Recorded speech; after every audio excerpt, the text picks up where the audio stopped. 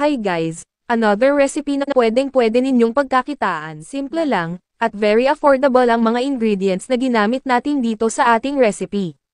To start, sa isang bowl, naglagay tayo dito ng 2 cups ng glutinous rice flour, o yung giniling na malagkit na bigas. At ng 1/2 cup ng sugar, at kaunting salt, at pagkatapos haluing maigi. At mag-add ng 1 1/4 cup ng water, pwede rin kayong gumamit dito ng coconut milk, and then i-mix lang ng mabuti, hanggang wala ng buo-buong flour, at maging smooth na ang texture ng ating batter. So habang mini-mix natin ito, paki-comment naman kung taga saan kayo, baka kayo na ang susunod na ma-shoutout tulad na lang nila. Emily Libre ng Ozami City, Mindanao, Elvera Taber ng Riyadh, Saudi Arabia, Myra Francisco ng Caloocan, at si Paz Magat ng San Mateo, Rizal.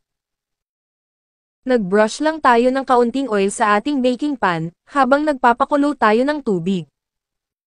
At pagkatapos nito steam lang natin ito ng mga 20 to 25 minutes, o hanggang maluto ito sa katamtamag apoy lamang. Meron tayo ditong isang pack ng chocolate, durugan lang ito at mag-add ng 1/3 cup ng melted margarine or butter. Pero kung meron kayong peanut butter ay mas okay yun. Ito yung gagamitin nating filling sa ating tikoy na niluluto natin. Kung medyo dry ang ginagawa ninyong filling, add lang ng melted margarine or butter. Kailangan kasi natin dito medyo malabnaw ang filling para hindi tayo mahihirapang mag-squeeze mamaya. So ganito yung texture na kailangan natin. At e-transfer ito sa isang piping bag, or any plastic bag na meron kayo dyan, o di kaya yung ganitong klase ng plastic bottle na may nozzle. Bago tayo mag-unmold ng tikoy, maglagay ng kaunting oil sa kamay o sa gloves na ginagamit nyo, at sa working table ninyo, para hindi dumikit ang tikoy. E-flat lang ito sa nais na lapad, at nipis na gusto nyo. At lagyan ng filling ito. Sa paglalagay naman ng filling, kayo nang bahala kung gaano karami ang ilalagay nyo, at pagkatapos malagyan ng filling, e-fold lang ito, at i-cut sa nais na laki.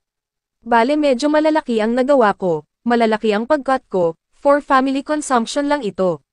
Sa mga magnenegosyo nito, kayo nang bahala sa price ninyo, kasi hindi pare-pareho ang price ng bawat ingredients na nabili natin.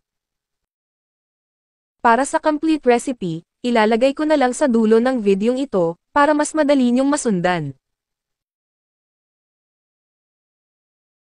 At isa-isa nating i-roll sa crushed peanuts. Sa pag-crush ng peanuts, pwedeng gumamit ng blender or ng food processor. Sana may natutunan na naman kayo ngayong araw na ito.